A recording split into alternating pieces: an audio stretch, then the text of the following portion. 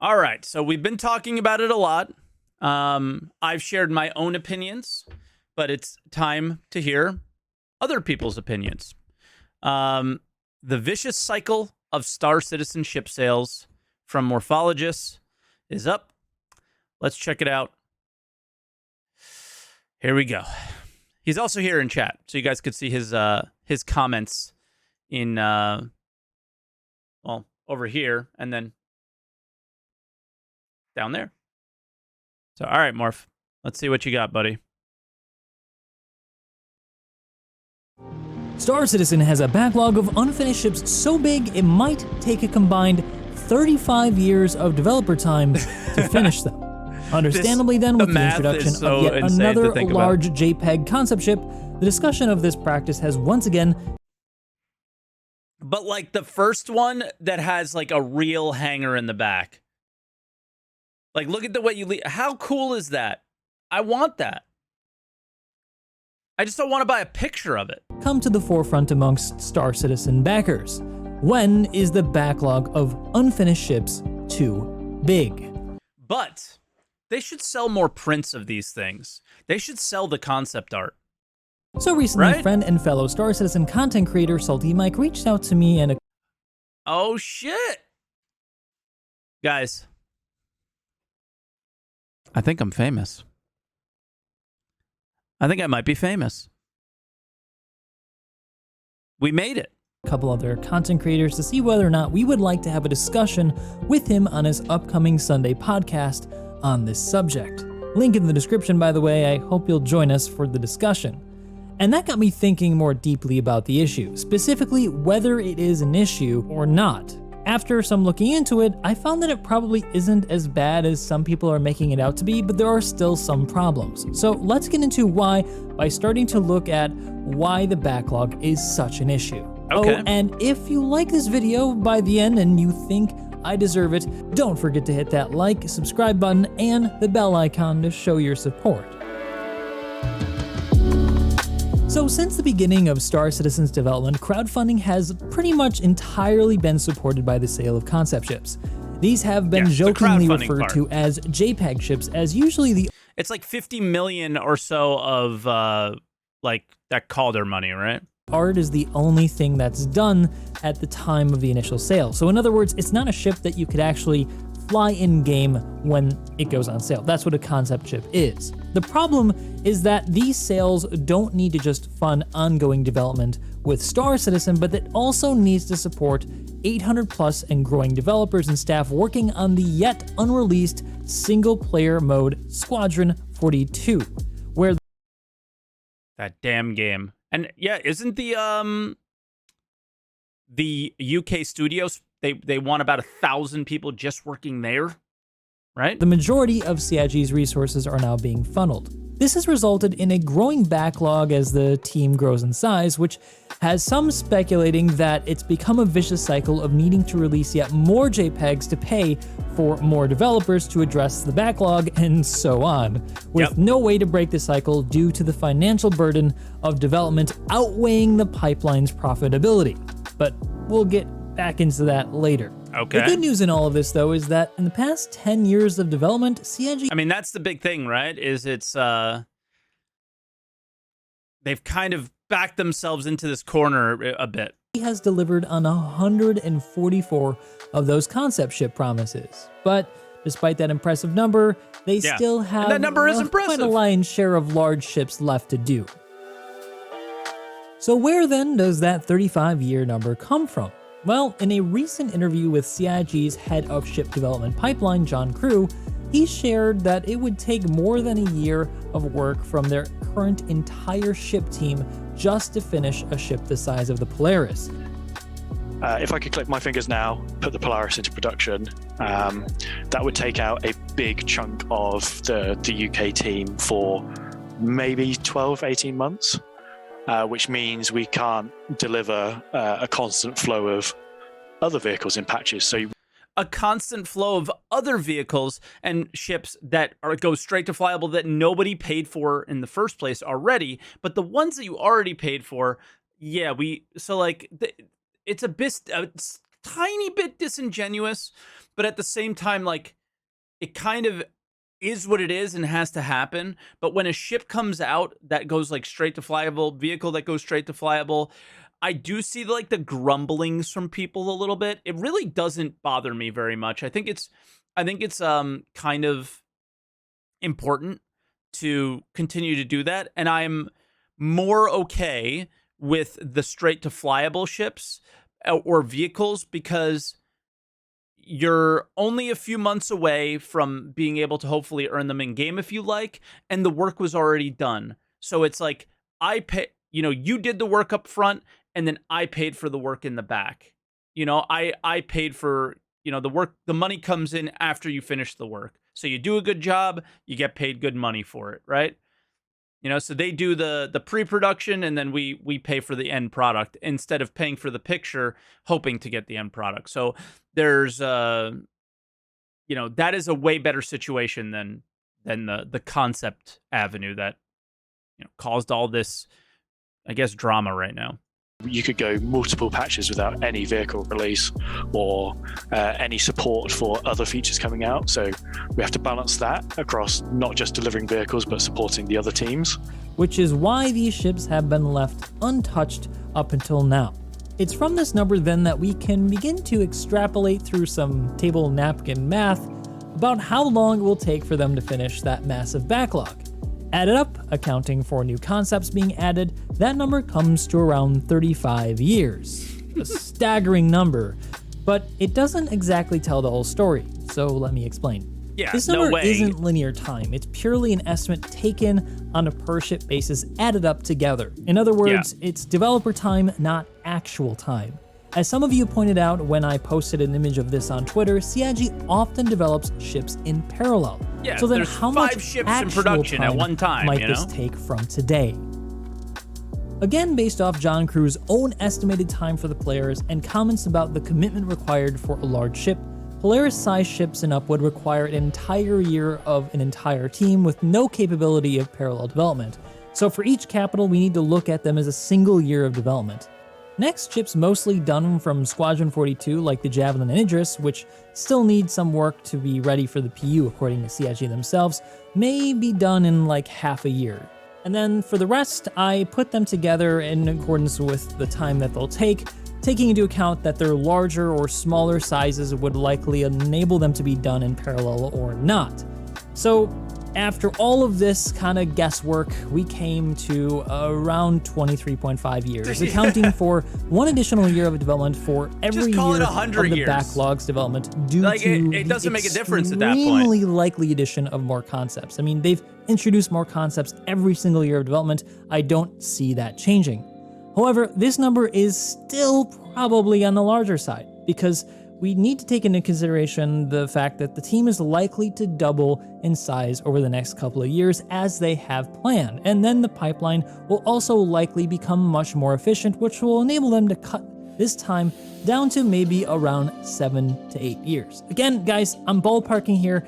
This isn't set in stone, but something about this number seems to ring true. Because remember that nothing about this table napkin math takes into consideration the 100 plus existing ships they're going to need to go back and redo to bring them up to gold standard, some of which will take a considerable amount of time due to the nature of their design, like the modular Caterpillar or the massive 890 jump, which still needs its interactable ship systems pending next year's new ship systems rework to make like all the different modules replaceable and interactable and reroutable through engineering. And also, let's not forget that the real picture of capital ship development is also rather unprecedented. All right, so sorry for the long-winded explanation. Yeah, there's like tech that has to come online for those ships to even exist. Right. Here. I know that there's going to be a lot. The like interior, exterior bind culling and things like that, I think is what it is, where like you're inside the ship, so you can't see outside, and when you're outside, you can't see the inside. A lot of buts and actuallys in the comment section, so I just wanted to at least address some of them as far as I could foresee. Actually, Morpholgis, you don't know anything about game development, okay? You know nothing about game development. Actually, you and SaltEMike, you guys are completely clueless. I am a developer. I developed a mobile app one time, and I sold it 2 copies. It went very well. It is that Great with success. everything, 7 to 8 years is probably on the optimistic side. A kind of best case scenario for current and future concepts. Now, a lot can happen in nearly another decade of development. CIG's current model is unparalleled in the industry, so there's not really anything we can look to doesn't make and any sense. say that, they're at this point going to start losing interest and funding will fall off. But despite this, I don't think hope is lost. One thing that I think needs to be considered is there is, I'm very curious how much money CIG makes today. So today is the day that the Galaxy goes on sale. The concept ship of this sale. A lot of the community seems upset at this moment. I'm very curious how much money is made today, because nothing that any of us say matters if this thing just goes off and sells. If it does well, none of it matters. Is the impact of Squadron 42's release. As previously discussed, right now the ship pipeline is the linchpin of Star Citizen's funding. Despite near all of their resources being poured into Squadron they're doing 42 better than for last at least year. the past 3 to 4 years, doesn't matter. The pipeline has continued to support development, from which we can infer means that the pipeline pays for itself several times over. I really don't think people are giving Star Citizen money because of Squadron 42. They've done virtually no advertisement for it. Yeah. But another way, if this model didn't work, they would have closed shop already. This means that when Squadron 42 is finally released and actually starts paying for itself in wider sales for those waiting for an actual product, financial burdens for the backlog of unfinished ships will likely be significantly relieved. That translates then into more funding for developers without the need for more concept ships. However, I wouldn't ever count on them not making more concepts. So yeah, they're going to keep I think doing we can it. probably kind of guess that they're going to just keep doing it. It just comes down to, if we keep buying them, they're going to keep doing it. And why would you stop? It doesn't make any sense to stop. If somebody's going to keep buying them, they're going to keep selling them, and go for it, I guess. Doing this forever. Like I said this yesterday, it just feels kind of gross. It feels icky. And then you being a part of this project, because I think we all feel, whether it's a lot or a little bit, we all feel some ownership over the game, because being a backer and things like that. So you feel a part of the community, you feel a part of this thing. And this whole thing just feels like it doesn't feel good. So I then, think that's is more of the issue than correction anything. really even needed? Yeah, emotionally invested. Perhaps. But now that we're delving into the deepest part of the speculation pool, now more than ever you need to take what I say with a grain of salt. A really big one.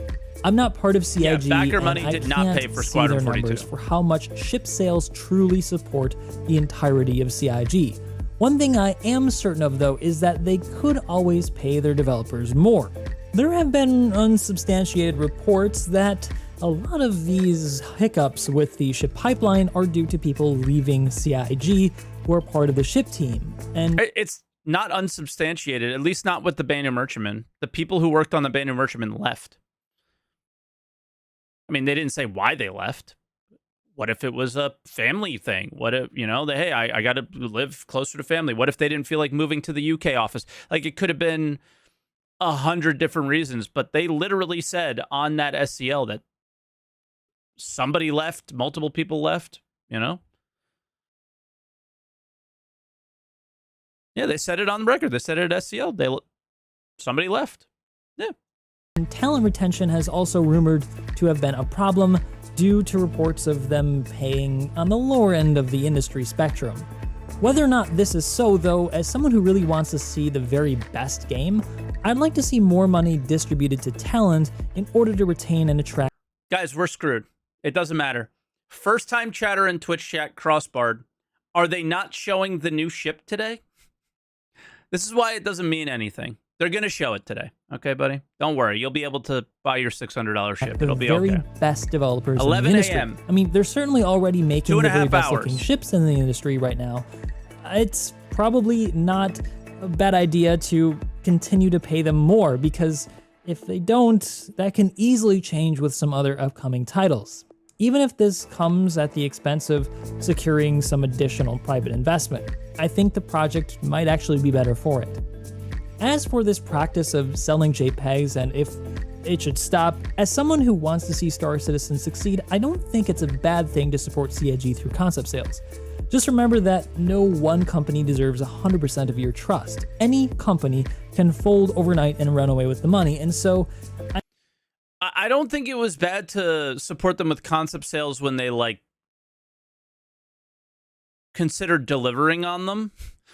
But the fact that they're like totally fine with drawing a pretty picture and then just like if you took a picture like on and printed it out on paper, like one of the concept images, and then put it into a pile of papers, like think about what that would look like on someone's desk.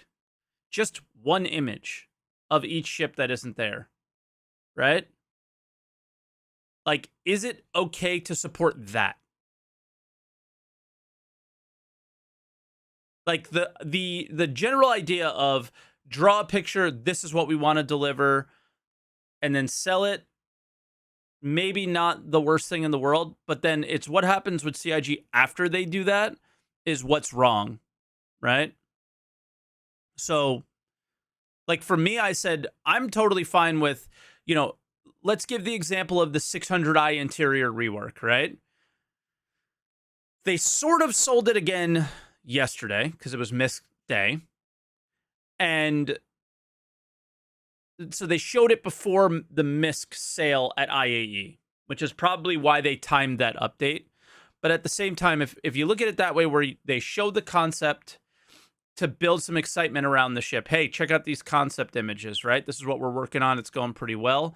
And then you keep working on that and you actually deliver the ship and then put it for sale. It'll probably do just as well. And if you want to up the price a little bit, then from what you would have sold it at concept to make up the difference, I just think you should pay for finished work and not unfinished work. Like this feels like like hiring a fucking contractor where they're like, yeah, I could do it for that price, and then it gets delayed for a year, and the price ends up being twice as much as you originally planned to pay for your work. It's. I also get why others prefer not to support this practice. Personally, I can't justify it without something to make content on. I mean, content creator. But to someone with disposable income and the desire to see them succeed, I don't see there being anything wrong with it. Still, I'd prefer for each ship to be an actual ship, not a JPEG. But that's There's just not anything wrong with somebody else buying it. I don't care if somebody buys them. Nothing changes though. Looking at the insane increase of funding year on year, I don't think CIG has much to worry about in the short term. And so we probably shouldn't worry too much either. But what do you think? Have I done the camp of the right knight, or do you think that this is a reasonable take? Let me know. I think it's a reasonable take. The thing is, I don't think anybody's worrying that Star Citizen's going to fail. I think we're worrying that they're making so much money that they have absolutely no problem continuing these kind of disrespectful, malicious, immoral practices. The business practices are getting a little bit ridiculous, it feels. And I think that's what people are worried about. People aren't worried about Star Citizen failing to fund their game at this point. At least that's how I feel. Your thoughts down in the comment section below. And don't forget to check out the podcast. If you missed it, it'll probably be on SaltEMike's channel, so you can listen to the whole thing in retrospect. Yes. Thanks for watching. Thank you for making the video. I thought it was really balanced, and he did his work. He did his homework on this one for sure. Nice kind of, hey, this doesn't feel great, but here's how things work a little bit more, so really good video. There's a lot more to talk about. So I'm looking forward to that. I can't wait to hear. So it's going to be myself. It's going to be Morpholgis. It's going to be Captain Burks, who actually reached out and sort of made the whole thing happen. And then I reached out to Zero State. I thought it would just be a really good roundtable podcast on this discussion. And I'm excited for it. So Sunday, 10 a.m. Eastern time, If you're watching on Twitch, it's 8:30 a.m. now, so an hour and a half from now, tomorrow, November 27th. Looking forward to it.